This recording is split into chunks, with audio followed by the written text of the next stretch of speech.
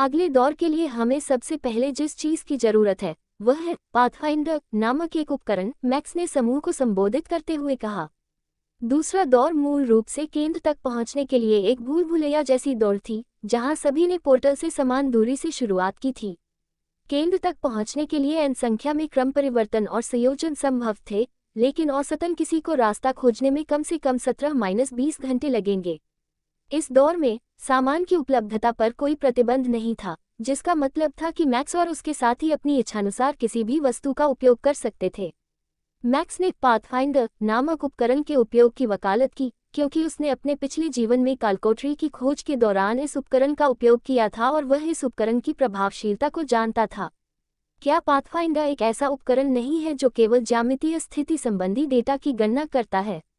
अन्ना ने पूछा, क्योंकि वह उस मशीन से परिचित थी जिसके बारे में वह बात कर रही थी।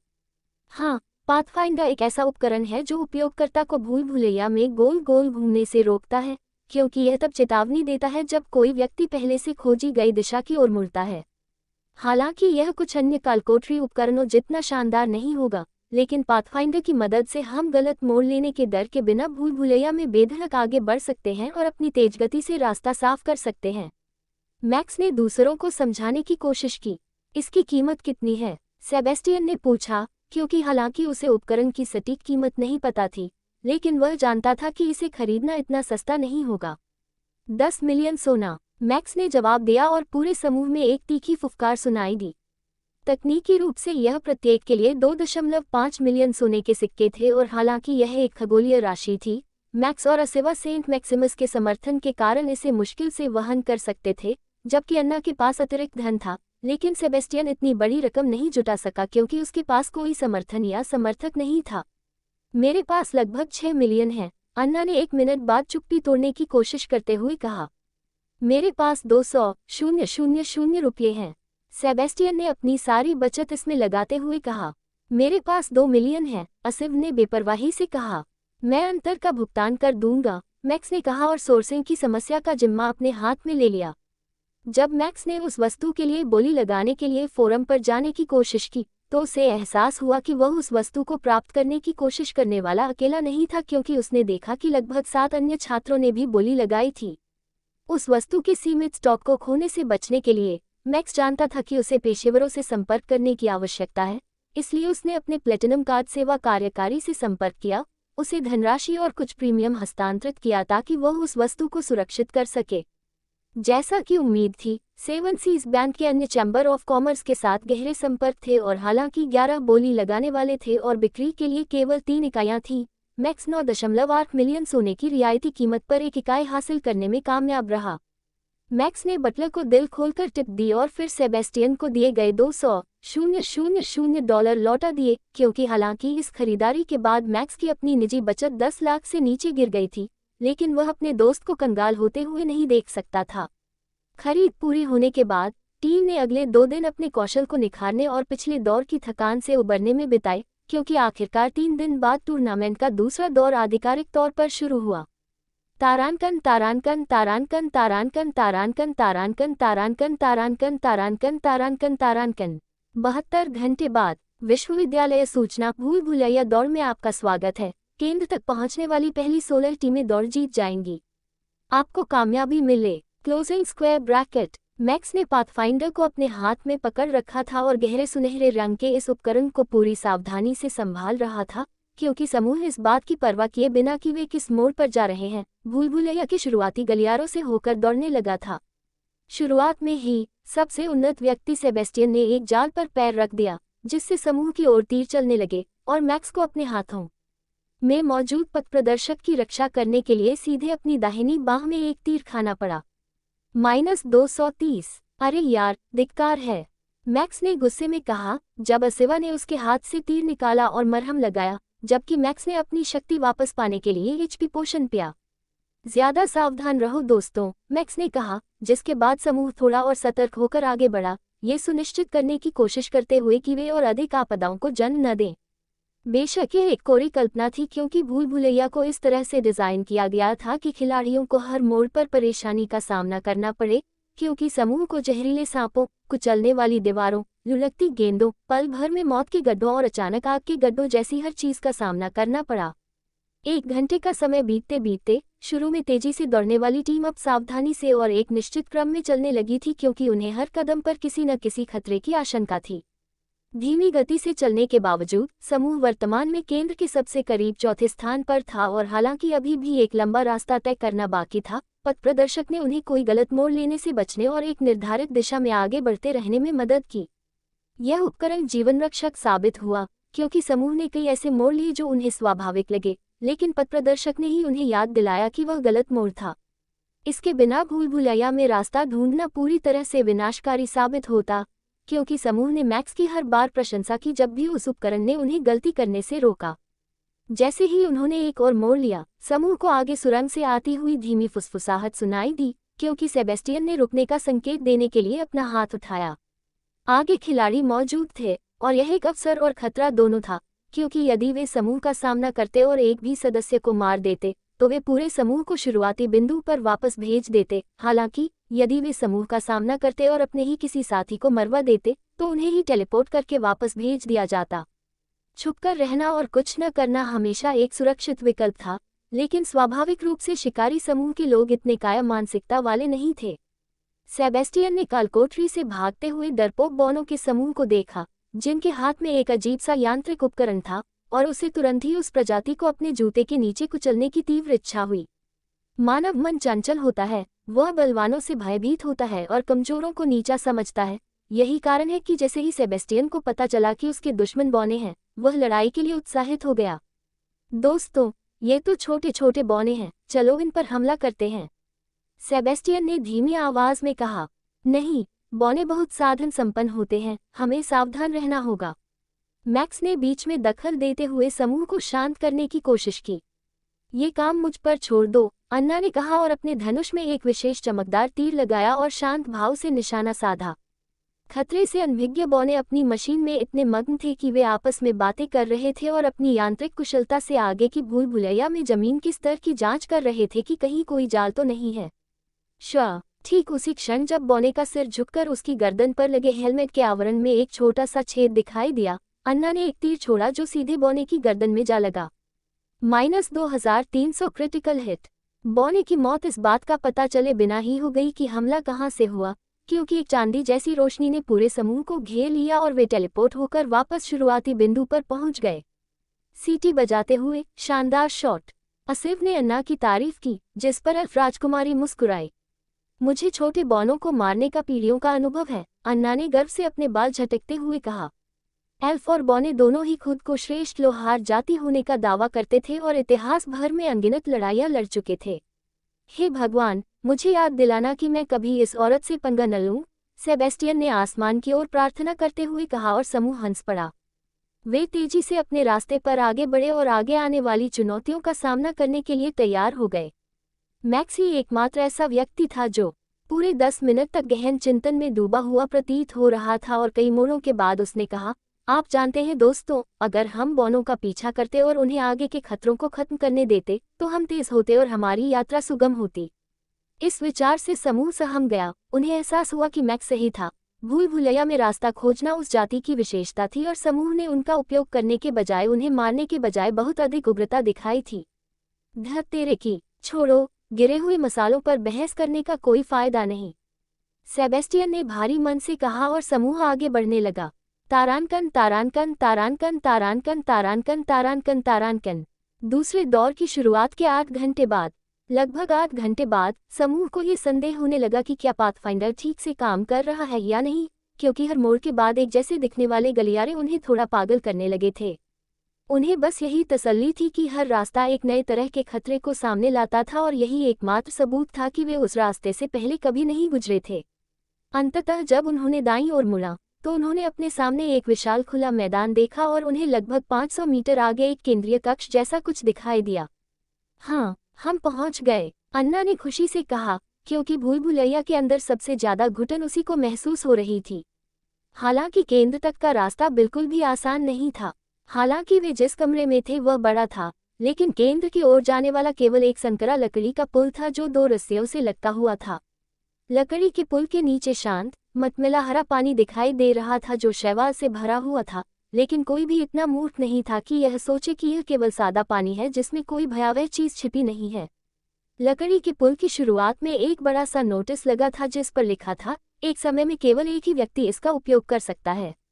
मैक्स ने स्थिति का विश्लेषण करते हुए कहा, संभवतः हम यहाँ पहुँचने वाले पहले लोग हैं, हालांकि आगे बढ़ना सरासर आत्महत्या के बराबर है।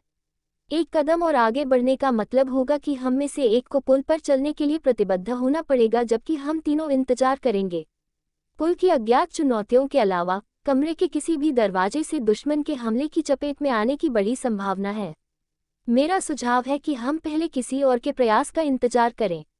सभी ने कमरे में इधर उधर देखा और उन्हें केंद्रीय कमरे में प्रवेश करने के लिए 48 से अधिक द्वार दिखाई दिए। मैक्स की बात बिल्कुल सही थी, क्योंकि अगर सड़क पार करते समय किसी दरवाजे से दुश्मन अचानक निकल आए तो वे दुश्मन के हमले के लिए आसान निशाना बन सकते हैं।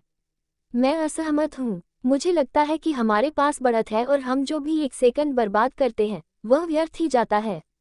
मेरा सुझाव है कि हम अन्ना को पहले जाने दें, वह दूसरी तरफ से बाकी लोगों को कवर कर लेगी। सेबेस्टियन के इस अलग मत के कारण समूह में मतदान गतिरोध उत्पन्न हो गया। मैं सेबेस्टियन की योजना से सहमत हूँ, अन्ना ने विनम्रता से कहा।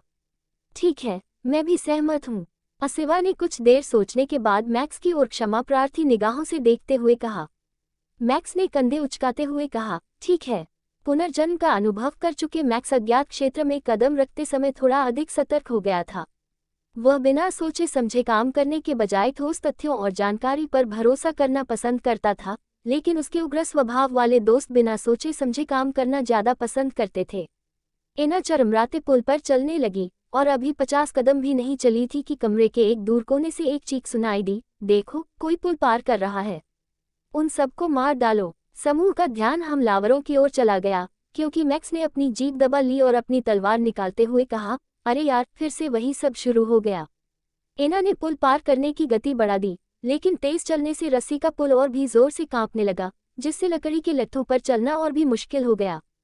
फिर भी उसने पूरी कोशिश की और पेड़ पर चढ़ने के अपने स्वाभाविक कौशल का इस्तेमाल करते हुए किसी तरह अपनी गति को सामान्य जॉगन की गति तक पहुंचा दिया। दूसरी ओर मैक्स और अन्य लोग आपस में हाथापाई करने में संलग्न थे।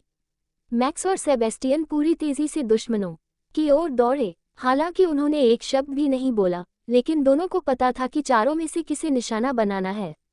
सेबेस्टियन ने एक दुबले पतले तलवारबाज पर ऊपर से वार किया, जिसे उसने बड़ी मुश्किल से रोका, लेकिन इससे वह मैक्स के हमले के लिए पूरी तरह से खुला रह गया और मैक्स ने सीधे उसके दिल में वार कर दिया। -2400 क्रिटिकल हिट। यह एक ही वार में हुई मौत थी, क्योंकि मैक्स के ब्लडस्कर ब्लेड ने खिलाड़ी के दिल को पूरी तरह से नष्ट कर दिया और उसकी मौत का कारण बना। समूह के एक खिलाड़ी की मौत हो जाने के कारण बाकी सभी लोग बड़ी मुश्किल से केंद्र तक आने के बाद टेलीपोर्ट होकर वापस शुरुआती बिंदु पर पहुंच गए। मैं पार कर चुका हूं, दोस्तों, जल्दी करो। जैसे ही मैक्स और सेबेस्टियन असिवा की ओर मुड़े और उसे आगे बढ़ने का इशारा किया, अन्ना की ओर से एक चीख सुनाई दी। एना लकड़ी के पुल की दूसरी तरफ खड़ी थी। उसने अपने धनुष की डोरी को कसकर खींच रखा था और दुश्मन को देखते ही गोली चलाने के लिए तैयार थी।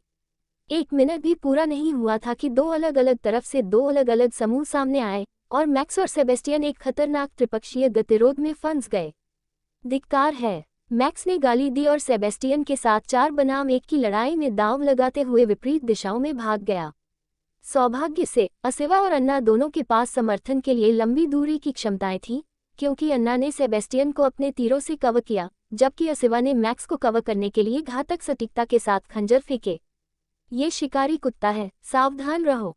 समूह में से एक जानवर ने अपने फर से अपने पंजे बाहर निकालते हुए चिल्लाया। मैक्स का सामना एक भालू मानव, 2 बाघ मानव और एक पैंथर मानव के समूह से हुआ।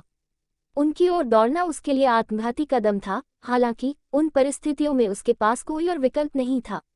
भालू जैसे दिखने वाले उस राक्षस ने मैक्स की गर्दन पर अपने पंजे मारे। मैक्स को वार से बचने के लिए लुढ़कना पड़ा, क्योंकि उसने भालू पर वार करने की कोशिश की थी, लेकिन बाघों ने उसे रोक दिया। मैक्स द्वारा उसे चाकू मारने का प्रयास विफल होने के बाद भालू जैसे दिखने वाले उस राक्षस ने अपने पंजों से उस पर हमला कर दिया, जिससे उसके कवच में छेद हो गया और मैक्स की छाती पर कुछ चोटें आईं। -749। अरे यार, धत तेरे की। मैक्स ने सोचा और पीछे की ओर कूदकर कुछ दूरी बना ली, क्योंकि एसिव ने मैक्स का ध्यान भटकाने के लिए 2 खंजर फेंके ताकि वह पीछे हट सके। बेटा, आग की शक्ति का इस्तेमाल करो, आमने सामने की लड़ाई में तुम उनसे नहीं जीत सकते, वे शारीरिक रूप से तुमसे कहीं अधिक शक्तिशाली हैं, दादा ड्रैक्स ने सुझाव दिया। मैक्स ने सिर हिलाया और अपने दुश्मन पर आग के गोले बरसाना शुरू कर दिया। एक सामान्य एक जादूगर मैक्स की तरह लगातार हमले नहीं कर सकता था, क्योंकि मैक्स हर 2 सेकंड में एक फायरबॉल हमला करने में सक्षम था। मैक्स ने अपनी पीवीई फायर मेज की दक्षता का उपयोग करते हुए दुश्मन को पूरी तरह से दबा दिया और लगातार नुकसान पहुंचाता रहा। धिक्कार है, क्या उसकी ऊर्जा का भंडार कभी खत्म नहीं होगा? वह पहले ही 100 अग्निगोले दाग चुका है। मैक्स के जादू से उसके फरकोट का एक हिस्सा आग पकड़ लेने पर पैंथर जैसे दिखने वाले उस जीव ने शिकायत करते हुए कराह उठाई। मैक्स ने धीरे धीरे अपने दुश्मनों को खुले मैदान के किनारे और नीचे झील की ओर धकेल दिया, क्योंकि हालांकि मैक्स को यह पक्का पता नहीं था कि नीचे झील में क्या है, लेकिन उसे विश्वास था कि नीचे जो कुछ भी है वह घातक ही होगा।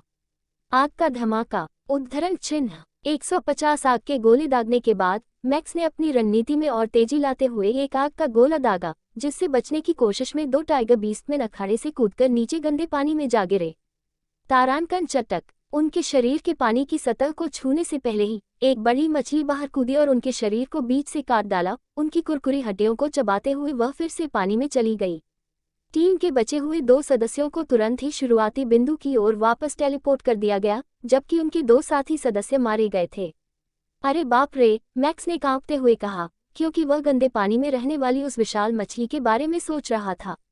हड्डियों के टूटने की आवाज़ और चारों ओर खून के छींटे पड़ने की आवाज़ निश्चित रूप से उसे आने वाले कई दिनों तक बुरे सपने देगी। मैक्स के पास समय बर्बाद करने का कोई समय नहीं था। उसने कमरे में चारों ओर देखा तो पाया कि 2 और समूह अंदर आ रहे हैं। उसने सब कुछ भूलकर लकड़ी के पुल पर दौड़ना शुरू कर दिया, क्योंकि असिवा पहले ही पुल पार कर चुका था। मैक्स एक पागल की तरह लकड़ी के पुल से कूद रहा था। रस्सी का पुल उसके नीचे बुरी तरह कांप रहा था। हालांकि मैक्स को इसकी परवाह नहीं थी, क्योंकि केवल 2 मिनट में ही वह दूसरी तरफ पहुंच गया था।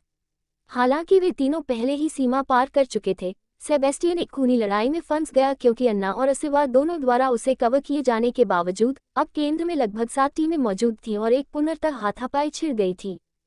फिलहाल अन्य दल पुल पार करने से हिचकिचा रहे थे, क्योंकि अगर उन्होंने पार करने की हिम्मत की तो 3 दुश्मन सैनिक उनका इंतजार कर रहे थे।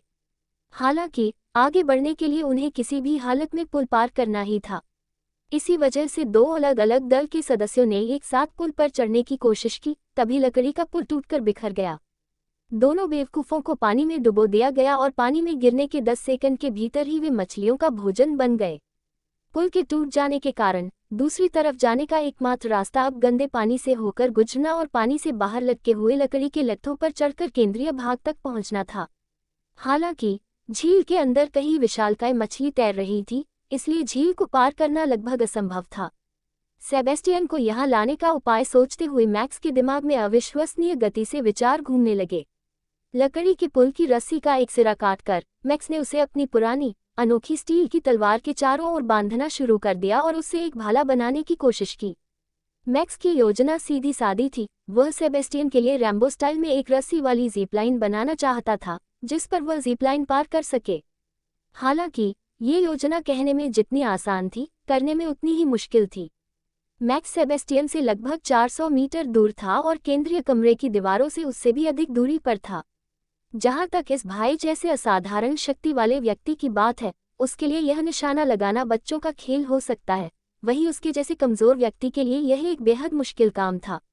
रॉय किंग्समैन के दृष्टिकोण से भूल भुलैयानुमा गलियारों में लगातार घूमते रहने के लगभग 8.5 घंटे बाद किंग्समैन समूह बड़ी मुश्किल से केंद्र तक पहुंच पाया।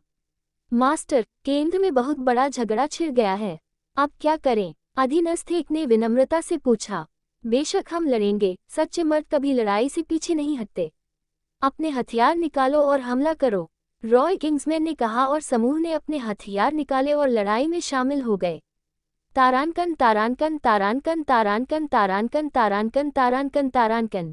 इस बीच मैक्स ने अपनी तलवार के एक सिरे पर नाविकों वाली गांठ बांधी और दूसरे सिरे पर भाले की तरह एक बड़ा थ्रो करने की तैयारी करने लगा। मुझे नहीं लगता कि इसे इस तरह पकड़ना चाहिए। मैक्स को तलवार को ऐसे पकड़े हुए देखकर अन्ना ने भौहें चढ़ाते हुए कहा, जैसे वह बेसबॉल को पकड़ रहा हो। किसी वस्तु को अधिकतम दूरी तक फेंकने के लिए मैक्स को उसे भाले की तरह ठीक से पकड़ना पड़ता था ताकि शक्ति का नुकसान कम से कम हो। मैक्स ने गहरी सांस छोड़ी। हालांकि वह कोई ओलंपिक एथलीट नहीं था, लेकिन लगभग आधा किलोमीटर दूर दीवार को देखते हुए उसे उस पर निश्चित रूप से एक ओलंपिक एथलीट जैसा महसूस हो रहा था। मैक्स ने अधिकतम लचीलापन लाने के लिए अपने कंधे को ढीला किया और एक या दो दिखावटी हरकतों के बाद उसने पूरी ताकत से तलवार फेंक दी। जैसे जैसे तलवार आकाश में ऊपर की ओर बढ़ती हुई प्रतीत हो रही थी, उसे पर्याप्त गति मिल रही थी। हालांकि मैक्स के फेंकने का कोण गलत था, इसलिए कुछ देर ऊपर चढ़ने के बाद गुरुत्वाकर्षण के कारण यह एक परवलयिक वक्र में नीचे उतरने लगा। ऐसा प्रतीत हो रहा था कि तलवार दीवार पर अटकने के बजाय आपस में लड़ रहे खिलाड़ियों के समूह के बीच में गिरेगी। तारांकन तारांकन तारांकन तारांकन तारांकन तारांकन तारांकन तारांकन तारांकन। इस बीच रॉय लड़ाई में व्यस्त था, क्योंकि उसने चतुराई से दुश्मन से उसकी तलवार छीन ली, जिसके बाद चारों लोगों के समूह ने उसे कुत्तों के झुंड की तरह कुचलना शुरू कर दिया। उस समय रॉय का पूरा ध्यान उस खिलाड़ी पर था जिस पर वह लात मार रहा था, और उसने कहा, इस बेवकूफ की गोल मटोल गांड को चपटा कर दो, कमीने मूर्ख। और वह खिलाड़ी की गांड पर बेरहमी से लात मार रहा था। यहाँ तक कि उसके अधीनस्थों ने भी खिलाड़ी को पैरों से कुचल दिया, लेकिन अपने नेता के शब्दों को सुनकर उनके चेहरे के भाव बिगड़ गए। कोई भी किसी दूसरे आदमी के नितंब पर लात मारना नहीं चाहता था, लेकिन कुछ दिन पहले जब से उनके नेता का पर्दाफाश हुआ है, तब से उसकी सभी हरकतें हद से ज्यादा पागलपन भरी हो गई हैं। इसलिए खेदपूर्वक उन्होंने उसके आदेशों का पालन करते हुए उस आदमी के नितंबों पर लात मारी। ठीक उसी क्षण एक तलवार तेज गति से उड़ती हुई अनजान रॉय किंग्समैन की ओर बढ़ी, और दुर्भाग्य से उसके लिए जैसे ही उसने दुश्मन को कुचलने के लिए अपना दाहिना पैर उठाया, वह सीधे उसके खरगोश के बिल में जा घुसी। -1450 क्रिटिकल हिट। मैक्स ने क्रिटिकल हिट का नोटिफिकेशन देखा और जोर से हंस पड़ा, क्योंकि उसे इस तरह के दृश्य के होने की संभावना पर विश्वास नहीं हो रहा था। हालांकि रॉय किंग्समैन के लिए स्थिति बद से बदतर हो गई, जो जमीन पर पड़ा हुआ था, जबकि उसके अधीनस्थ इस बात पर विचार कर रहे थे कि तलवार का क्या किया जाए। जबकि बाकी सभी ने फिर से लड़ाई शुरू कर दी। सभी के बीच एक अलिखित समझौता हो गया कि उनके नेता के साथ हुई त्रासदी के बाद रॉय किंग्समैन और उसके समूह को अकेला छोड़ दिया जाए, क्योंकि सभी अपनी हंसी को मुश्किल से रोक पा रहे थे। सेबेस्टियन जोर से हंसते हुए समूह के पास गया और बोला, रॉय, क्या तुम्हें इसे अपने पिछवाड़े से निकालने में मदद चाहिए? रॉय किंग्समैन ने जवाब दिया, हाँ, इससे दर्द हो रहा है, कृपया इसे धीरे से हटा दें। किंग्समैन कबीले के अधीनस्थ अपने बॉस द्वारा प्रदर्शित मर्दानगी से बेहद निराश थे, क्योंकि उनमें से कई ने इसी क्षण ये निर्णय लिया कि इस दौर के समाप्त होने के बाद वे रॉय से किंग्समैन के प्रति अपनी निष्ठा बदल देंगे। सेबेस्टियन ने रॉय के नितंब से तलवार निकाल ली। तभी दूसरा पक्ष चीखने और कराहने लगा, जिससे उसके साथियों को यह समझने में मुश्किल हो रही थी कि वह दर्द में है या आनंद में। बहरहाल सेबेस्टियन ने तलवार उठाई और नज़दीक से उसे तेजी से दीवार पर इतनी ऊंचाई पर फेंक दिया कि उसके एक सिरे से केंद्र की ओर एक प्राकृतिक झुकाव बन गया, जिससे वह बिना किसी परेशानी की ज़िप लाइन कर सके। रॉय किंग्समैन के नितंबों को तकिए की तरह इस्तेमाल करते हुए बेरहमी से कूदते हुए सेबेस्टियन ने अपने वस्त्रों का इस्तेमाल एक स्लिंग बनाने के लिए किया और रस्सी पर फिसलते हुए ज़िप लाइन को एक छोर से दूसरे छोर तक पार करना शुरू कर दिया। जैसे ही दूसरों ने उसे पार करते देखा, तुरंत सभी लोग ज़िप लाइन की ओर दौड़ पड़े, क्योंकि रॉय किंग्समैन और उसके साथियों के आसपास लड़ाई बहुत बढ़ गई थी, और रॉय किंग्समैन के किसी खिलाड़ी द्वारा मारे जाने के बाद उनका समूह वापस बेस पर लौट आया। सेबेस्टियन ने बिना किसी परेशानी के ज़िप लाइन का आधा हिस्सा पार कर लिया। हालांकि जैसे जैसे ऊंचाई कम होती गई, उसने धुंधली झील में अपने नीचे एक बड़ी छाया को चलते हुए देखा और उसने एक घूंट लार ली और अपनी सुरक्षित यात्रा के लिए प्रार्थना की। लगभग 50 मीटर की दूरी शेष रहने पर मछली अंततः अपने विशाल जबड़े खोलते हुए पानी से बाहर उछली। तभी पहरा दे रही अन्ना ने तुरंत उसकी आंख में तीर मारकर उसकी उड़ान को रोक दिया और सेबेस्टियन को बाल बाल बचा लिया। सेबेस्टियन बीच में गिर पड़ा और लुढ़क गया। तभी मैक्स ने पहुंचते ही तेजी से रोपवे को काट दिया, जिससे ज़िप लाइन कटने के कारण 12 से अधिक खिलाड़ी गंदी झील में गिर गए। धिक्कार है तुम पर, कमीने, वे गिरते हुए बड़बड़ाए, लेकिन मैक्स को इसकी परवाह नहीं थी। वापसी कुंजी की ओर दौड़ते हुए उन चारों ने वापसी सुविधा को सक्रिय करने के लिए एक साथ चारों कोनों को पकड़ लिया, और इस तरह वे चरण 2 को पार करने वाले पहले समूह बन गए। विश्वविद्यालय सूचना दूसरे दौर को सफलतापूर्वक पूरा करने वाली पहली टीम बनने पर आपको हार्दिक बधाई। आपने 8 घंटे और 44 मिनट में इसे पूरा करके विश्वविद्यालय का नया रिकॉर्ड बनाया है। आपके समूह ने आगामी व्यक्तिगत दौर की लड़ाइयों में 4 स्थान सुरक्षित कर लिए हैं। यूनिवर्सिटी की सूचना पढ़ते ही समूह ने एक दूसरे को गले लगाया और खुशी मनाई, क्योंकि अब जाकर उन्हें एहसास हुआ कि इस मुकाम तक पहुंचने के लिए उन्हें किस तरह की मुश्किलों का सामना करना पड़ा था। दूसरा दौर बेहद उतार चढ़ाव भरा रहा, लेकिन अपनी सूझबूझ, साहस और ढेर सारी किस्मत के दम पर वे अगले दौर में पहुंचने में कामयाब रहे और अपने लक्ष्य के थोड़ा और करीब पहुंच गए। कुछ घंटों बाद विश्वविद्यालय के सभागार में, विश्वविद्यालय का सभागार, जिसमें 50,000 लोगों के बैठने की क्षमता थी, आज खचाखच भरा हुआ था, क्योंकि प्रधानाचार्य स्वयं उन लोगों को बधाई देने और पुरस्कृत करने वाले थे जिन्होंने टीम राउंड पास कर लिया था और व्यक्तिगत राउंड में आगे बढ़ गए थे। युवा प्रतिभाओं के पोषण के लिए विश्वविद्यालय में नामांकित प्रत्येक छात्र इन 64 लोगों में से एक होने का सपना देखता था। हालांकि शीर्ष 10,000 में शामिल होने के लिए कठिन योग्यता आधारित दौड़ और फिर उससे भी कठिन टीम दौड़ के बाद केवल 64 लोगों में ही बाकी सभी से ऊपर खड़े होने का कौशल था। जो लोग 64वें दौर में पहुंच गए थे, उनके लिए ये जीवन भर का एक सुनहरा अवसर था, क्योंकि विश्वविद्यालय द्वारा दिए गए पुरस्कारों के अलावा इतने बड़े मंच पर लड़ना, जहां विभिन्न गुटों के नेता, स्काउट और वरिष्ठ अधिकारी मौजूद होंगे, उनके लिए एक मजबूत गुट में अनुकूल अनुबंध के साथ भर्ती होने का एक बड़ा अवसर था। यह अभूतपूर्व प्रसिद्धि और गौरव प्राप्त करने का एक अवसर था, क्योंकि मैचों का सीधा प्रसारण पूरी दुनिया में अरबों लोगों द्वारा किया जाएगा। पूर्व छात्रों की बेहद प्रभावशाली सूची के साथ युवा प्रतिभाओं के पोषण के लिए बने इस विश्वविद्यालय ने ब्रह्मांड में एक बड़ी छाप छोड़ी है, क्योंकि कई शीर्ष गिल्ड किराए के संगठन और कबीले होनहार प्रतिभाओं पर नजर रखते हैं। विश्वविद्यालय में दाखिला लेने वाले हर व्यक्ति में कुछ न कुछ क्षमता थी, क्योंकि एक मजबूत पृष्ठभूमि या कुछ वास्तविक कौशल के बिना 99% लोगों के लिए फीस वहन करना असंभव था। हालांकि शीर्ष 64 में पहुंचने वाले लोगों को सर्वश्रेष्ठ माना जा सकता है, क्योंकि समृद्ध पारिवारिक पृष्ठभूमि वाले असंख्य व्यक्तियों के बीच भी ये लोग शीर्ष पर रहे। प्रधानाचार्य ने एक लंबा भाषण दिया जिसमें उन्होंने बताया कि यह प्रतिभागियों के लिए एक शानदार अवसर है और सफलता के लिए निष्पक्ष खेल भावना और अदम्य इच्छाशक्ति कितनी महत्वपूर्ण है। उन्होंने दर्शकों की जोरदार तालियों के बीच एक एक करके सभी 64 प्रतिभागियों का परिचय कराया, जबकि विश्वविद्यालय के पत्रकार आगामी मुकाबलों के निमंत्रण पत्रक के लिए उनकी तस्वीरें ले रहे थे। मैक्स को फोटो के लिए अपना मास्क हटाने के लिए कहा गया था, लेकिन उसने इनकार कर दिया और फोटो के लिए एक मुक्केबाज की तरह दोनों हाथों से मुट्ठी बांधकर पोंछ दिया। शीर्ष 64 में जगह बनाने के पुरस्कार के रूप में मैक्स को अब अंतिम परीक्षा में बैठने और 100,000 मेरिट पॉइंट्स की स्नातक शुल्क का भुगतान किए बिना ही स्नातक प्रमाण पत्र की गारंटी मिल गई थी, और उन्हें विश्वविद्यालय में अपने शेष समय के लिए विश्वविद्यालय में उपलब्ध सभी सेवाओं पर 70% की छूट भी मिली। मैक्स जैसे व्यक्ति के लिए यह एक बहुत बड़ा अप्रत्याशित लाभ था, जो कॉलेज की सेवाओं जैसे कि प्रशिक्षण हॉलों का एक उत्साही उपयोग करता था, और इससे उसे कैंटीन में उपहार देते हुए अपनी जेब पर बोझ कम करने में भी मदद मिलने वाली थी।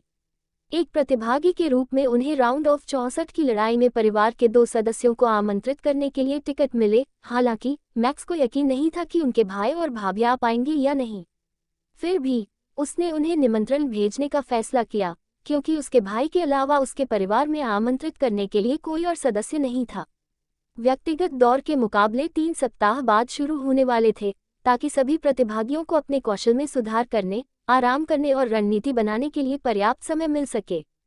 हालांकि उनके प्रतिद्वंद्वियों के नाम गुप्त रखे गए थे, ताकि कोई भी लड़ाकू जानबूझकर लड़ाई शुरू होने से पहले दूसरे लड़ाकू को नुकसान न पहुंचाए या तोड़फोड़ न करे। मैक्स को इस बात का पूरा यकीन था कि अगले 21 दिनों में उसका लक्ष्य क्या होगा, क्योंकि वह पहले दौर के शुरू होने तक किसी भी तरह से TA के लिए स्टैट्स को अधिकतम करना चाहता था। उन्हें इस बात में कोई संदेह नहीं था कि कई लड़ाके अपने स्तर को दूसरे स्तर तक बढ़ाने की कोशिश करेंगे, दीर्घकालिक लक्ष्यों के बजाय अस्थायी लाभ की तलाश में। हालांकि अगर मैक्स को इन दूसरे स्तर के दिग्गजों के साथ प्रतिस्पर्धा करनी थी तो उसे खुद अपने कौशल को अधिकतम करना होगा।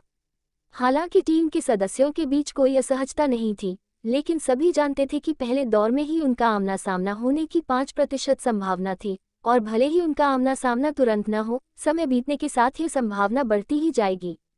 इसका मतलब यह था कि टीम को युद्ध में एक दूसरे का सामना करने के लिए तैयार रहना होगा, और यह कहना जितना आसान था, करना उतना ही मुश्किल था, क्योंकि वे सब एक साथ कई मुश्किलों से गुजर चुके थे। उन चारों के बीच का बंधन सच्ची दोस्ती की पराकाष्ठा था, और कोई भी एक क्रूर मुकाबले में एक दूसरे का सामना नहीं करना चाहता था। इस तथ्य के बावजूद चारों किशोरों ने आपसी सहमति से तय किया कि यदि वे युद्ध में एक दूसरे से लड़ते हैं तो वे पीछे नहीं हटेंगे और विजेता के प्रति कोई दुर्भावना नहीं रखेंगे। टीम ने आपस में लड़ने की स्थिति में एक दूसरे से लड़ने से पहले और बाद में हाथ मिलाने का समझौता किया, ताकि ये दिखाया जा सके कि उनके बीच कोई मनमुटाव नहीं है, और फिर टूर्नामेंट की तैयारी शुरू करने के लिए अपने अपने रास्ते चले जाएंगे। तारांकन तारांकन तारांकन तारांकन तारांकन तारांकन तारांकन तारांकन तारांकन। इस बीच थोर राउंड ऑफ 64 का निमंत्रण। लगता है मेरे बेटे में वाकई कुछ हुनर है। गुनर विश्वविद्यालय के कर्मचारियों को सूचित कर दो कि थोर ओडिनसन युद्धों को देखने के लिए उपस्थित रहेंगे। उन्हें आवास और भोजन की व्यवस्था करने के लिए कहें। मुझे यहाँ आमंत्रित करना उनके लिए सम्मान की बात है। थोर ने अपने हाथ में मौजूद निमंत्रण पत्र पर नजर डालते हुए कहा। उन्हें इतने निम्न स्तर की लड़ाई में आमंत्रित किए हुए काफी समय हो गया था, लेकिन एक प्रोत्साहित करने वाले पिता के रूप में वह जाने के लिए तैयार थे। तारांकन तारांकन तारांकन तारांकन तारांकन तारांकन तारांकन तारांकन तारांकन तारांकन। इस बीच नाओमी, हनी, मैक्स ने हमें किसी लड़ाई के लिए निमंत्रण भेजा है। नाओमी ने एक हाथ से दोनों बच्चों का पालना झुलाते हुए और दूसरे हाथ से अपना फोन देखते हुए कहा। ओह, रुद्र ने अपने मुंह में ठूंसे जा रहे खाने की थाली से नजरें उठाकर अपनी पत्नी की ओर देखते हुए कहा। हाँ, तारीख आकाशगंगा के प्रारूप में लिखी है, लेकिन अगर मेरा गणित सही है तो यह आज से लगभग 21 दिन बाद है, नाओमी ने कहा। रुद्र ने सिर हिलाया। मुझे लगता है ये कॉलेज का कोई कार्यक्रम है, हमें उसके परिवार के साथ जाना चाहिए, नाओमी ने सुझाव दिया। नहीं, रुद्र ने बात टाल दी, क्योंकि वह जानता था कि कोई भी लड़का नहीं चाहता कि उसका परिवार कॉलेज के खेल दिवस में शामिल हो। बच्चे के साथ रहना ही सब कुछ तय करता है। क्या तुमने यह बात परवरिश की किताब में नहीं पढ़ी? नाओमी ने सख्त स्वर में पूछा। रुद्र ने भौहें चढ़ाते हुए कहा, मैक्स 17 साल का है। ओह 18, मुझे नहीं पता, लेकिन निश्चित रूप से बच्चा नहीं है। नाओमी ने पत्थर जैसी ठंडी निगाहों से उसकी ओर देखते हुए कहा, अपना शेड्यूल खाली कर लो, हम जा रहे हैं। अपनी पत्नी के रवैये पर रुद्र की रीढ़ में सिहरन दौड़ गई और वह उसकी इच्छाओं के आगे झुकते हुए रूठकर अपना खाना खाने लगा। मैक्स ने अपनी ट्रेनिंग फिर से शुरू की और लगभग एक हफ्ते तक ट्रेनिंग न करने के बाद उसे तुरंत महसूस हुआ कि कुछ गड़बड़ है। हालांकि वह वही व्यायाम और अभ्यास कर रहा था जिनसे वह परिचित था, फिर भी उसकी प्रगति बहुत तेजी से होने लगी, क्योंकि हर कुछ घंटों में उसे एक आंकड़ा बढ़ता हुआ सुनाई देता था। मैक्स ये देखकर सुखद रूप से आश्चर्यचकित हुआ कि टूर्नामेंट पर ध्यान केंद्रित करने के लिए व्यायाम से एक सप्ताह का अवकाश लेने से वह बेहद प्रेरित हो गया था और प्रशिक्षण के लिए सही मानसिकता में था, क्योंकि अब समय की कमी के तहत प्रशिक्षण लेने से उसके परिणामों में जबरदस्त सुधार हुआ। एक स्पष्ट लक्ष्य को ध्यान में रखते हुए मैक्स ने थोड़ा अधिक दबाव महसूस किया और अपने काम पर अधिक ध्यान केंद्रित किया, जिससे किसी तरह उसके हाव भाव एक सप्ताह पहले के प्रशिक्षण की तुलना में थोड़े अधिक निखर गए। ऐसा प्रतीत होता था कि किसी उद्देश्य के लिए प्रशिक्षण लेने से उसे वह एक्स फैक्टर बूस्ट मिल गया था। यहाँ तक कि ड्रैक्स, जो आमतौर पर प्रशिक्षण के दौरान मैक्स की गलतियों के बारे में खुलकर बोलता था, उन दिनों आश्चर्यजनक रूप से शांत था, क्योंकि उसने मैक्स के प्रदर्शन में शायद ही कभी कोई सुधार किया हो। इन दिनों मैक्स के अंदर रहने वाला पुराना एआई काफी खुश था, क्योंकि वह 10 महीने पहले विश्वविद्यालय में दाखिला लेने वाले बच्चे और अब मैक्स के रूप में विकसित हुए व्यक्ति के बीच का अंतर देख सकता था, और वह लगभग कह सकता था कि उसे गर्व था। ड्रैक्स ने लगभग शब्द पर इसलिए जोर दिया क्योंकि उनके विचार में मैक्स अभी भी लोगों पर भरोसा करने के मामले में बहुत नर्म दिल था। अगर ड्रैक्स की चलती तो वह मैक्स को अपने भाई पर भी भरोसा न करने देता, यहाँ तक कि आसिवा, अन्ना या सेबेस्टियन जैसे दोस्तों पर तो बिल्कुल भी नहीं। लेकिन उसने इस मुद्दे पर चुप्पी साधे रखी, क्योंकि वह जानता था कि यह मैक्स के लिए एक संवेदनशील विषय है। रुद्र ने चौंकाने वाली बात यह थी कि मैक्स के निमंत्रण को स्वीकार कर लिया था और अपनी पत्नी के साथ 64वें दौर के मैचों में आने के लिए तैयार हो गया था। मैक्स को अपने भाई द्वारा भेजे गए संदेश को पढ़कर यह दृढ़ एहसास हुआ कि उसकी भाभी नाओमी ने उसे जबरदस्ती आने के लिए मजबूर किया था। बहरहाल, मैक्स इस बात से खुश था कि उसका भाई उसे लड़ते हुए देखने आ रहा है, क्योंकि इससे उसे अपना सर्वश्रेष्ठ प्रदर्शन करने के लिए अतिरिक्त प्रेरणा मिली। उत्साह, घबराहट और सुधार करने की अदम्य इच्छा से भरपूर मैक्स ने टूर्नामेंट शुरू होने से पहले 3 सप्ताह तक कड़ी मेहनत से प्रशिक्षण लिया, और हालांकि वह अपनी चपलता और शारीरिक क्षमता के स्तर को अधिकतम नहीं कर पाया, जैसा कि टियर 0 में था, लेकिन उसने अन्य 4 स्तरों को अधिकतम करने में कामयाबी हासिल की। तारांकन तारांकन तारांकन तारांकन तारांकन तारांकन तारांकन। टूर्नामेंट से कुछ घंटे पहले टूर्नामेंट शुरू होने से पहले मैक्स अपने बेकाबू दिल को शांत करने की कोशिश करते हुए विश्वविद्यालय के एक सुनसान कोने में घबराकर अपने जूतों को थपथपा रहा था। हेलो, सेवेरस ने कहा, मानो वह अचानक कहीं से प्रकट हो गया हो, जिससे घबराया हुआ मैक्स चौंक गया। अरे यार, ये क्या बकवास है, मैक्स ने भौहें चढ़ाते हुए शिकायत की। सेवेरस ही एकमात्र ऐसा व्यक्ति था जो मैक्स की नई बढ़ी हुई इंद्रियों को दरकिनार कर सकता था, क्योंकि सेवेरस न केवल आने से पहले कभी कोई आवाज नहीं करता था, बल्कि वह आश्चर्यजनक चीजें देने और शांति से बैठे व्यक्ति को चौंकाने में भी आनंद लेता प्रतीत होता था। तुम्हारा दिल घोड़े से भी तेज धड़क रहा है, तुम्हारा रक्तचाप बिल्कुल भी स्वस्थ नहीं है, सेवेरस ने कहा। तुम्हें कैसे पता कि मेरा दिल तेजी से धड़क रहा है, मैक्स ने विरोध करते हुए पूछा, लेकिन सेवेरस और ड्रैक्स दोनों ने एक साथ उसे बुरी तरह से फटकार लगाई। क्योंकि वो तुम्हारी बातें सुन सकता है, बेवकूफ, ड्रैक्स ने मन ही मन कहा। क्योंकि मैं इसे सुन सकता हूँ, सेवेरस ने जवाब दिया। धिक्कार है, मैक्स ने शर्मिंदा होकर कहा। ऐसी स्थिति में फंस जाने पर उसे बहुत बुरा लगा। सेवेरस ने गालियों को नजरअंदाज करते हुए कहा, ठीक है, अब कपड़े उतारो। जो कुछ उसने सुना, उसे सुनकर मैक्स की आंखें अविश्वास से चौड़ी हो गईं और उसने कहा, माफ कीजिए, क्या? सेवेरस ने दबाव डालते हुए कहा, हाँ, कपड़े उतारो, मुझे तुम्हारे पूरे शरीर को एक विशेष न फटने वाले कपड़े में लपेटना होगा। मैक्स ने आंखें सिकोड़कर पूछा, क्यों? सेवेरस ने समझाया, मेरे प्यारे बेटे मैक्स, सेंट मैक्सिमस कबीले को ये जानकारी मिली है कि तुम 64वें दौर में लड़ोगे। चूंकि तुम बिल्कुल बेवकूफ हो और कुछ नहीं जानते, तो मुझे तुम्हारी स्थिति समझा देनी चाहिए। राउंड ऑफ 64 का आयोजन ओवल एरेना में होगा। यह अंडाकार अखाड़ा एक खुला मैदान है जहां ऊपर से प्राकृतिक सूर्य की रोशनी भरपूर मात्रा में आती है। यदि लड़ाई के दौरान आपके शरीर को ढकने वाले सामान्य वस्त्र फट जाते हैं, तो आप तेज धूप के संपर्क में आ जाएंगे, जिससे आपकी त्वचा जल जाएगी और आप लड़ाई हार जाएंगे। ऐसे तुच्छ कारणों से मैच हारने से बचने के लिए सेंट मैक्सिमस कबीले ने 12 मिलियन सोने के सिक्कों की लागत से एक ऐसा कपड़ा बनवाया है जिसे नष्ट करना बेहद कठिन है और जिसे शरीर को ढकने के लिए इस्तेमाल किया जाता है। यह न केवल आपको कटने और चोट लगने से बचाएगा, बल्कि इसमें कुछ सूक्ष्म स्व उपचार गुण भी हैं, जिसका अर्थ है कि अगर इसमें कट लग जाए और आप घायल हो जाएं तो ये जल्दी से ठीक होकर उस कट को ढक लेगा। यह अविनाशी तो नहीं है, लेकिन इससे आपको बहुत मदद मिलेगी। तो अब अपने कपड़े उतार दो ताकि मैं इसे तुम्हारे चारों ओर ठीक से लपेट सकूं।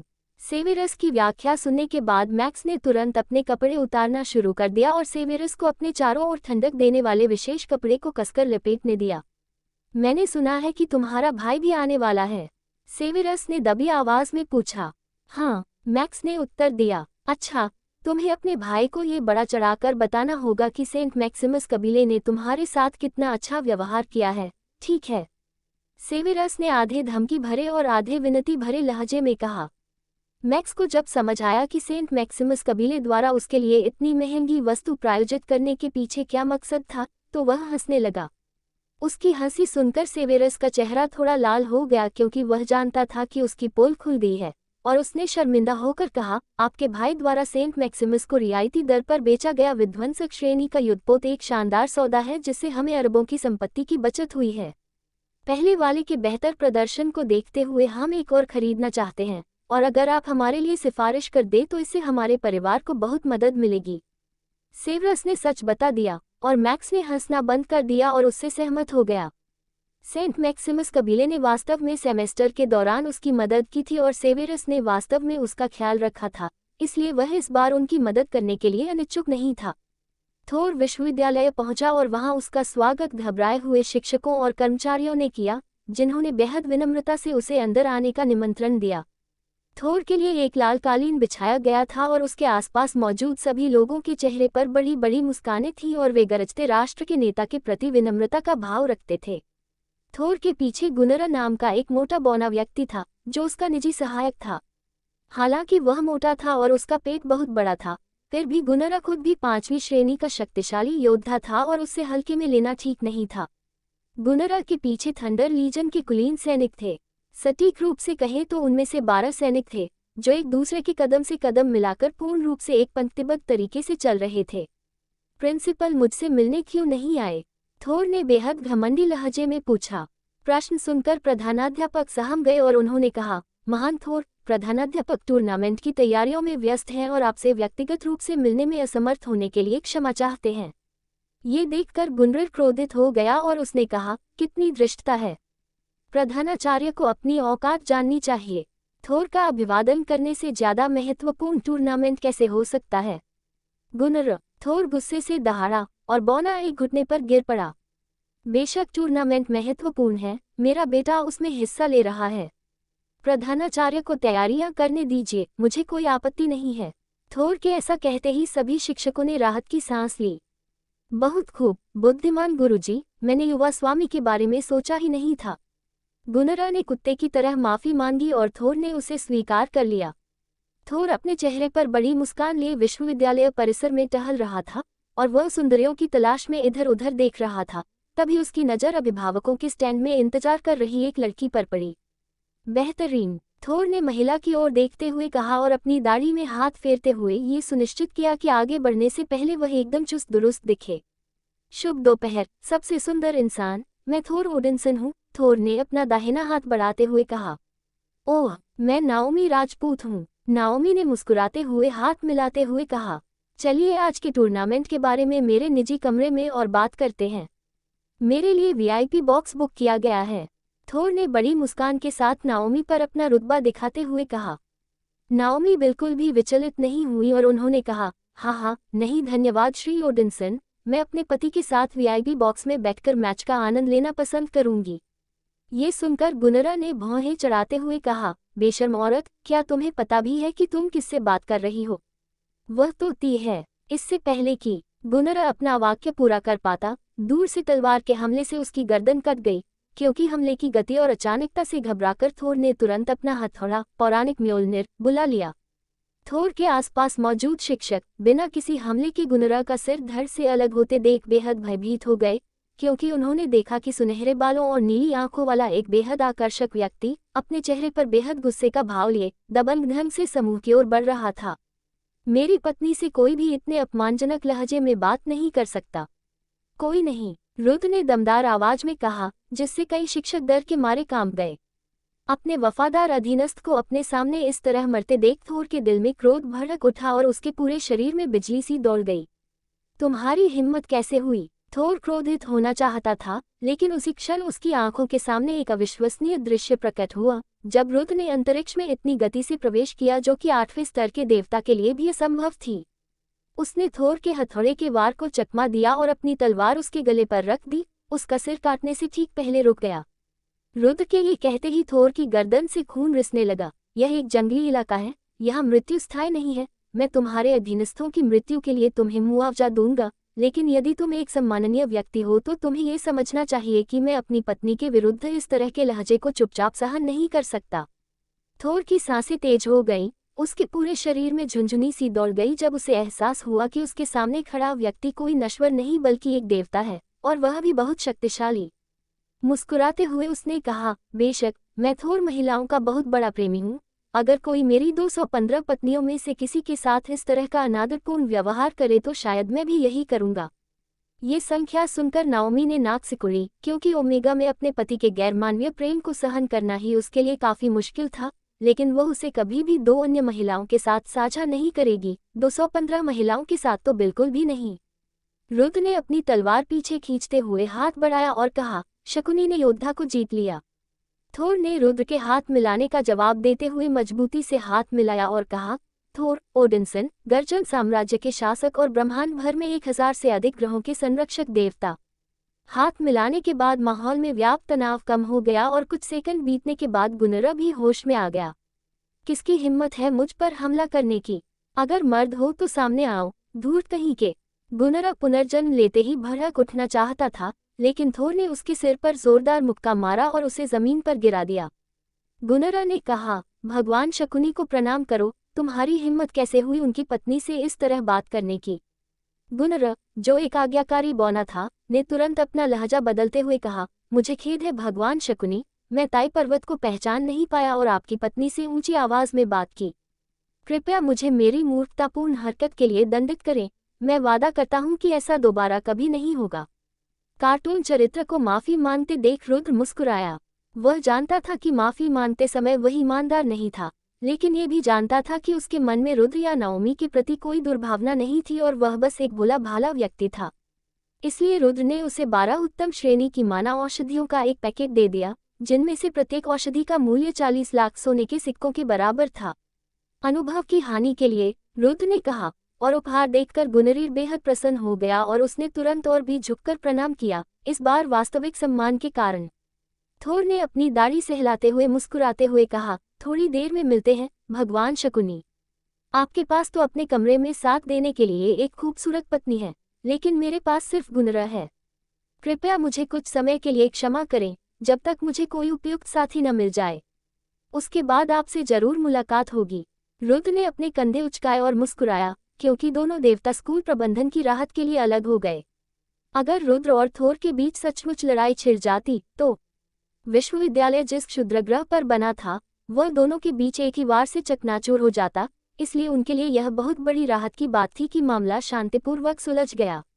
नाओमी ने खुशी से अपनी बाहों को अपने पति की बाहों के बीच खींच लिया और उसके चेहरे पर एक बड़ी सी मुस्कान फैल गई। उसे यह बात बेहद पसंद थी जब उसका पति उसके प्रति अपना अधिकार जताने वाला स्वभाव दिखाता था, और कभी कभी वह कितना दबंग हो सकता था। अगर कोई और पुरुष होता तो वे थोर जैसे देवता को नाराज करने से पहले 2 बार सोचते, लेकिन रुद्र के मामले में ऐसा नहीं है। वह एक ऐसा व्यक्ति था जिसे इस बात की बिल्कुल परवाह नहीं थी कि अगर कोई उसके परिवार को नुकसान पहुंचाता है तो वह कौन है। सेवरस ने माता पिता के वीआईपी बॉक्स में रुद्र से मुलाकात की, और उसने मानव देवता से जो पहली बात कही वह अभिवादन या व्यवसाय से संबंधित नहीं थी, बल्कि एक चेतावनी थी। हे भगवान शकुनी, मुझे आपसे विनती करनी होगी कि आप इस बात को कायम रखें कि आप संत मैक्सिमस वंश की प्रतिभाओं का समर्थन करने के लिए यहाँ आए हैं, जो कि शिव और रावण दोनों हैं। कृपया किसी को भी यह न बताएं कि आप अपने भाई के लिए यहाँ आए हैं। मैक्स अपने पृथ्वी और सिग्मा जीवन को पूरी तरह से अलग रखना चाहता है। रुद्र ने सिर हिलाया, वह इस व्यवस्था के बिल्कुल खिलाफ नहीं था। अगर यह उसके हाथ में होता तो वह कभी विश्वविद्यालय आता ही नहीं। उसकी निजी मान्यताओं के अनुसार लड़ाई के दौरान परिवार का समर्थन केवल एक योद्धा के लिए अपमान ही लाता है। उनका मैक्स का नाम सार्वजनिक रूप से जपने या बैनर लगाने का कोई इरादा नहीं था, हालांकि वे अपनी पत्नी के बारे में ऐसा नहीं कह सकते थे।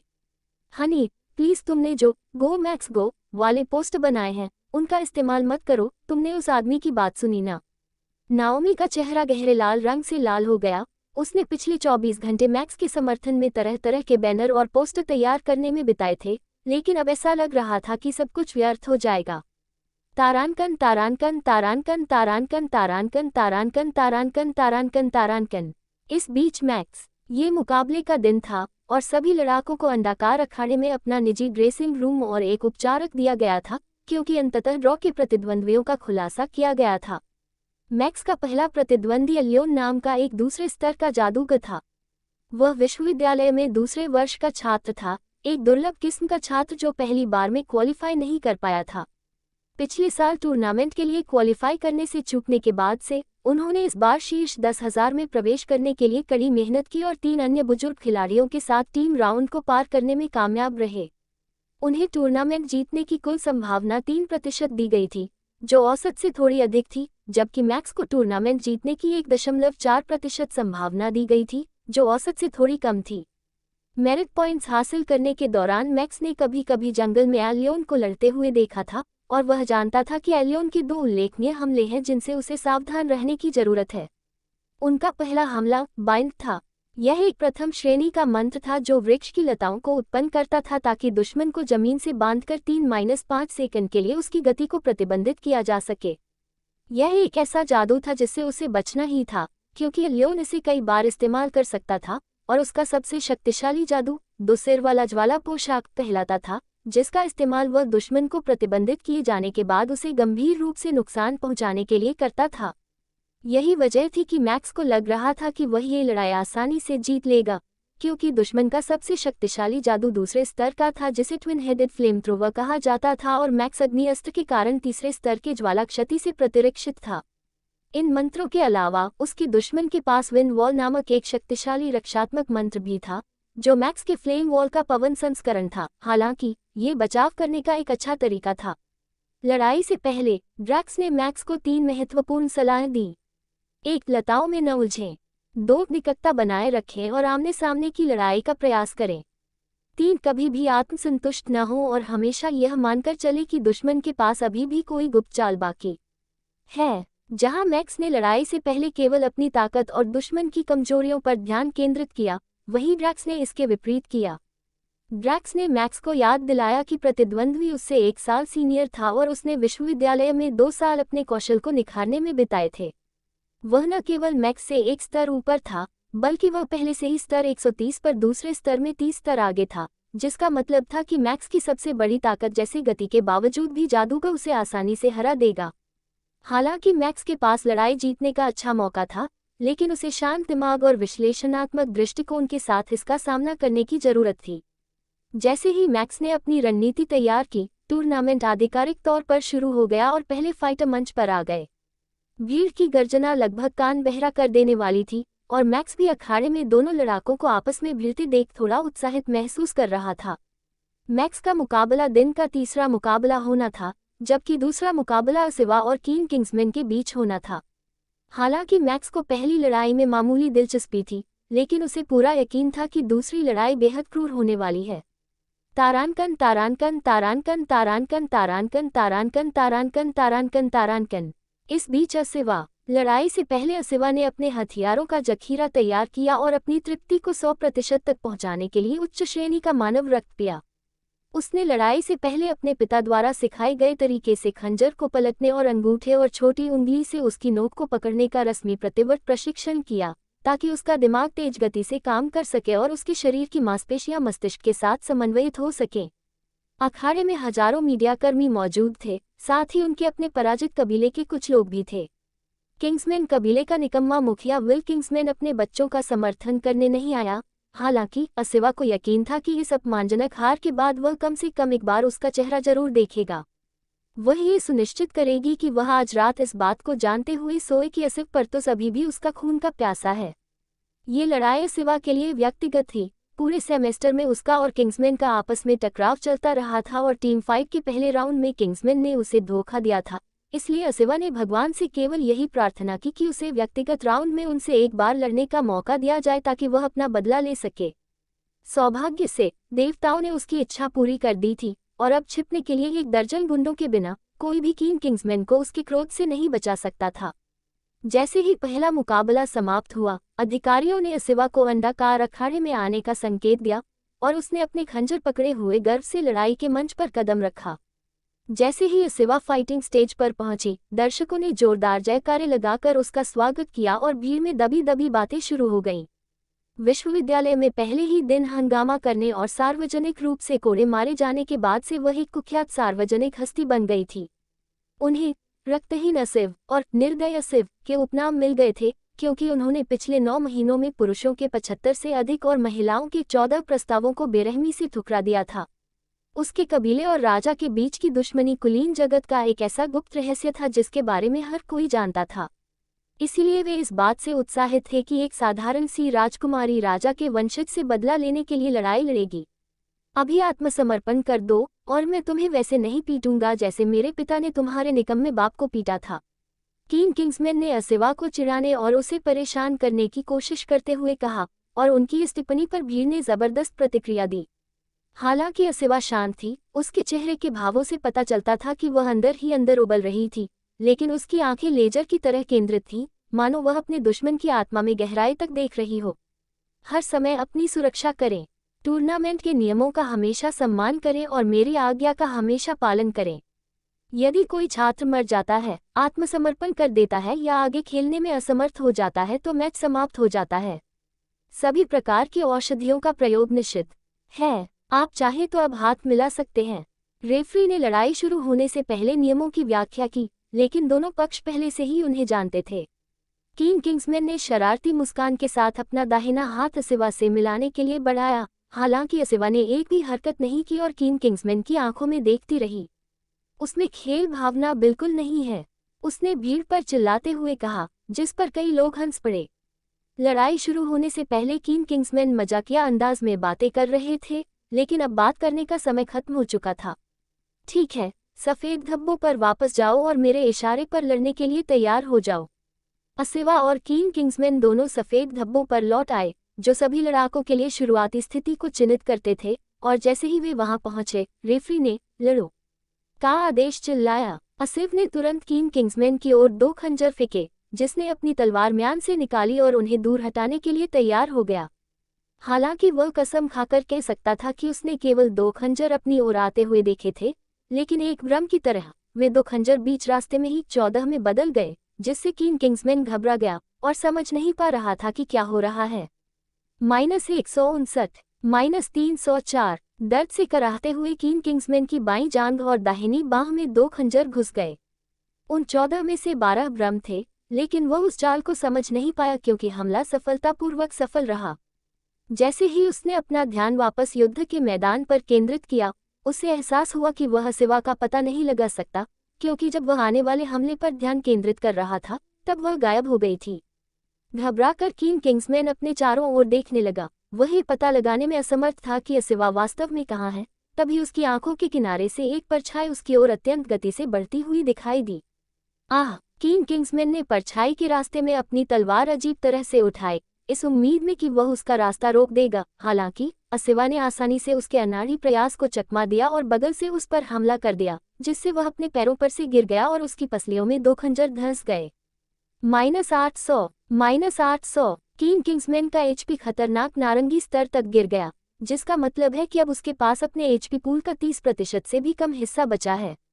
जमीन पर गिरते हुए उसने बेतहाशा अपनी तलवार घुमाने की कोशिश की, लेकिन असिफ ने उसके हाथों से तलवार छीन ली और सीधे उसके जबड़े पर एक जोरदार लात मारी।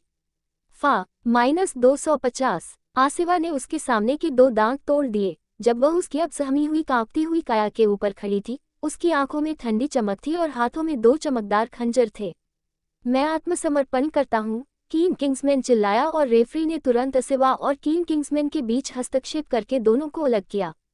एक पल के लिए किंग किंग्समैन के चेहरे पर एक बड़ी सी मुस्कान फैल गई, क्योंकि भले ही वह हार गया था, उसे लगा कि उसने असिवा को उसके संतोषजनक बदला लेने से वंचित कर दिया है, लेकिन वह गलत था। भीड़ में मौजूद सभी लोगों ने उसकी कायरता पर हूटिंग की और मुस्कुराते हुए असिफ को देखकर उसे पता चल गया कि उसका लक्ष्य निश्चित रूप से हासिल नहीं हुआ था। आसिवा ने लड़ाई में उसे पूरी तरह से पछाड़ दिया था, और उसने जिस तरह से अंत की योजना बनाई थी, वह बिल्कुल आत्मसमर्पण ही था। पूरी दुनिया की निगाहें उस पर टिकी थीं, इसलिए वह चाहती थी कि सुर्खियां ये हों कि किंग्समैन के वंशज ने पेरात्स राजकुमारी के हाथों शर्मनाक हार स्वीकार की, ताकि पूरी दुनिया को पता चल सके कि किंग्समैन वास्तव में कितने कायर थे। आत्मसमर्पण के माध्यम से इस मैच का विजेता असिवा नाइटब्लेड पेरात्स। रेफरी ने जीत की खुशी में अपना दाहिना हाथ ऊपर उठाया और भीड़ ने उनकी जमकर प्रशंसा की। हैरानी की बात यह थी कि उसने अपने मूर्ख धर्मपिता को सफाईकर्मी की वर्दी में भीड़ में मूर्खतापूर्ण ढंग से मुस्कुराते हुए देखा, जब वह उसकी जीत पर ताली बजा रहा था। हालांकि वह इसे कभी स्वीकार नहीं करने वाली थी, लेकिन इस दृश्य को देखकर उसके पेट में एक अजीब सी गर्माहट सी महसूस हुई। असिवा मंच से उतर गई और उसने देखा कि मैक्स हल्के से अंगड़ाई लेते हुए मंच पर आ रहा है, और उसने कहा, उसे कुचल दो, और फिर वह भी चली गई। मैक्स ने अपने मास्क के नीचे मुस्कुराया। उसने पिछली लड़ाई को शुरू से अंत तक देखा था और असिवा के प्रदर्शन ने निस्संदेह उस समय उसके अंदर जोश भर दिया था। हाँ, मैं उसे कुचल दूंगा, मैक्स ने धीमी आवाज में कहा। जैसे ही वह अपने दुश्मन का सामना करने के लिए आगे बढ़ा, दर्शकों ने तालियों और जयकारों से उसका स्वागत किया। मैक्स ने मैदान पर नजर दौड़ाई और तभी उसने देखा कि उसकी भाभी नाओमी पूरे जोश से उसकी ओर हाथ हिला रही है, जिस पर मैक्स मुस्कुराया और उसने भी उसे हाथ हिलाकर जवाब दिया। उसके बगल में उसका भाई था, जो रेलिंग पर झुककर उसे ध्यानपूर्वक देख रहा था। तुम क्या देख रहे हो, हाउंड? तुम्हारा प्रतिद्वंदी यही है, एलियोन, उसके प्रतिद्वंदी ने कहा।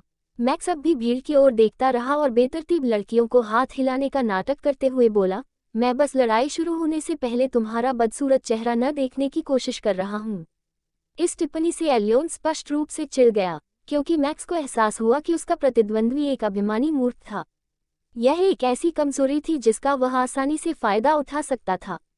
हर समय अपनी सुरक्षा करें, टूर्नामेंट के नियमों का हमेशा सम्मान करें और मेरी आज्ञा का हमेशा पालन करें।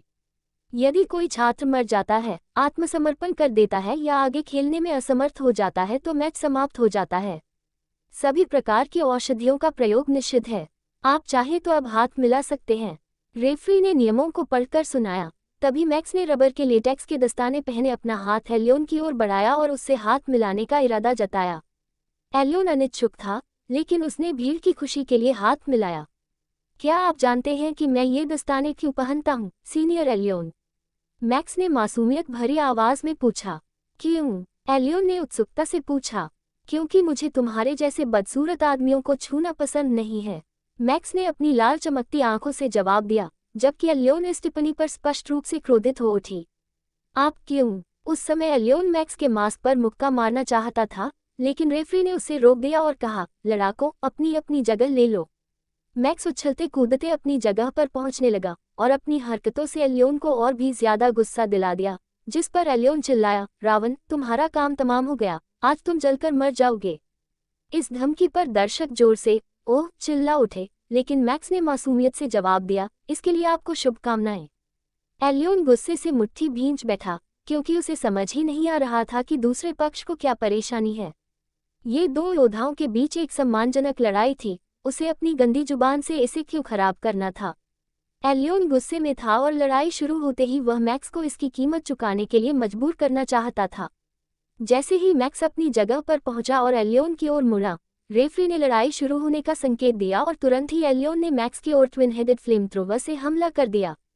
मैक्स ने आसानी से हमले को चकमा दिया और बगल में लुढ़कते हुए बिना किसी चोट के खड़ा हो गया और अपने वस्त्रों से धूल झाड़ी। शुरुआती घंटी बजते ही इतना बड़ा दांव इस्तेमाल होते देख दर्शक खुशी से झूम उठे, हालांकि केवल समझदार ही समझ पाए कि मैक्स ने दुश्मन को सफलतापूर्वक उकसाकर उसकी काफी सारी ऊर्जा बर्बाद कर दी थी। बहुत बढ़िया, रुद्र ने मुस्कुराते हुए कहा और अब दिलचस्पी से लड़ाई देखने लगा। मैक्स ने ब्लडस्कर तलवार निकाली और एलियोन की ओर दौड़ा, लेकिन जैसा कि दादा ड्रैक्स ने चेतावनी दी थी, वह अपने प्रतिद्वंद्वी से बस थोड़ा सा ही तेज था, जिसने मैक्स से दूरी बनाए रखने में कामयाबी हासिल की और उसके समानांतर दौड़ने लगा। बांध बांध बांध। एलियोन ने मैक्स को अपने जाल में फंसाने की कोशिश में हर 5 सेकंड में बाइंड स्पेल का इस्तेमाल किया, हालांकि मैक्स हमले से सफलतापूर्वक बच निकलने में कामयाब रहा। तलवार का इरादा, हवा का वार।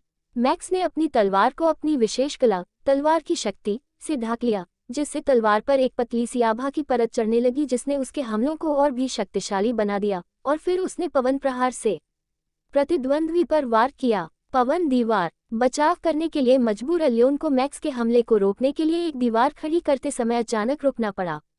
क्षणिक विराम ने मैक्स को एलियोन के करीब पहुंचने का मौका दिया, क्योंकि एलियोन ने एक बार फिर हवा में वार करने का नाटक किया। हवा की दीवार। एलियोन ने खुद को बचाने की कोशिश की, क्योंकि मैक्स के हमले की पूर्व सूचना करते हुए उसने एक बार फिर हवा की दीवार खड़ी कर दी। मैक्स मुस्कुराया, उसने हमला नहीं किया, बल्कि अपने मन में 4 सेकंड तक गिनती की और फिर दोनों हाथों से अपनी तलवार को कसकर पकड़ते हुए जितना हो सके उतना ऊंचा कूद गया। Overhead slash. विंडवॉल की अवधि केवल 5 सेकंड थी और मैक्स ने अपने हमले का समय बिल्कुल सटीक तरीके से निर्धारित किया। जैसे ही अवरोध की सुरक्षा समाप्त हुई, वह अपने दुश्मन पर ऊपर से वार करते हुए टूट पड़ा। टकरा जाना। तारांकन। मैक्स की तलवार अपने लक्ष्य से चूक गई और जमीन पर जोर से गिरी। तेजी से चारों ओर देखते हुए मैक्स ने देखा कि एलियोन 20 मीटर दूर टेलीपोर्ट हो गया था, क्योंकि उसके प्रतिद्वंद्वी ने जाहिरा तौर पर कम दूरी के टेलीपोर्ट मंत्र का इस्तेमाल किया था, या तो अपनी खुद की क्षमता के माध्यम से या किसी कलाकृति की मदद से। मैक्स ने गहरी सांस ली और एक बार फिर उसकी ओर मुड़ा, क्योंकि दादा ड्रैक्स ने मन ही मन उसे आगाह किया, वह मानसिक हेरफेर का जादू करने की कोशिश कर रहा है। आपका स्तर बहुत कमजोर है और आप प्रतिरक्षा के दायरे में हैं, लेकिन वह जिस जादू का प्रयोग कर रहा है, उसका उद्देश्य आपको एक के बजाय 3 प्रतिद्वंद्वी दिखाना है। आदिम पिशाच जाति को मानसिक रूप से हेरफेर करना कठिन होने का नस्लीय लाभ प्राप्त था, क्योंकि मैक्स ने पिशाच बनने पर मानसिक हेरफेर से बचाव की एक बुनियादी क्षमता प्राप्त कर ली थी। हालांकि वह प्रभावित नहीं हुआ। मैक्स समझ गया कि यह उसके लिए एक अवसर है, क्योंकि उसने प्रभावित होने का नाटक करते हुए कहा, यह क्या बकवास है, अब यहाँ उसके 3 रूप क्यों हैं? एलियोन मुस्कुराया, ये सोचकर कि उसका जादू सफल हो गया है, और वह अपनी इच्छा से मैक्स की ओर बढ़ने लगा। मैक्स एलियोन के हमले की दिशा से थोड़ा दाहिनी ओर मुड़ गया, मानो वह अपने क्लोन का सामना कर रहा हो, जबकि वास्तव में वहां कोई क्लोन नहीं था, क्योंकि एलियोन मैक्स से केवल 5 मीटर की दूरी पर रुक गया और उसने एक बार फिर 2 सिरों वाले ज्वाला प्रज्वलन यंत्र का इस्तेमाल किया। अब जाओ। मैक्स ने बिल्कुल सही समय पर पूरी ताकत से छलांग लगाई, जिससे एलियोन चौंक गया, क्योंकि 2 सिरों वाला फ्लेम थ्रोवर अपने निशाने से चूक गया और मैक्स ने हवा में ही पूरी तरह से घूमकर एलियोन की ओर एक ओवरहेड स्लैश किया। -3070 क्रिटिकल हिट। मैक्स का ऊपर से किया गया वार बिल्कुल सटीक लगा और उसने अपने दुश्मन की लगभग 50% HP को कम कर दिया। कैसे? एलियोन चौंक गया, लेकिन उसने तुरंत संभलते हुए मैक्स के अगले हमले को रोकने के लिए एक पवन दीवार का इस्तेमाल किया और फिर अपने जादुई उपकरण को सक्रिय करके उसे एक बार फिर दूर टेलीपोर्ट कर दिया। मैक्स के इस कदम पर भीड़ खुशी से झूम उठी, जबकि एलियोन के सिर से बहुत खून बह रहा था। उसकी 50% हेल्थ कम हो जाने से उसका आत्मविश्वास डगमगा गया और वह अधिक सतर्क हो गया। दर्शक दीर्घ हंसे। रुद्र अपनी ठुड्डी सहलाते हुए मुस्कुरा रहा था क्योंकि वह मैच की प्रगति को देख रहा था और अपने भाई की योजना पर मन ही मन गर्व महसूस कर रहा था।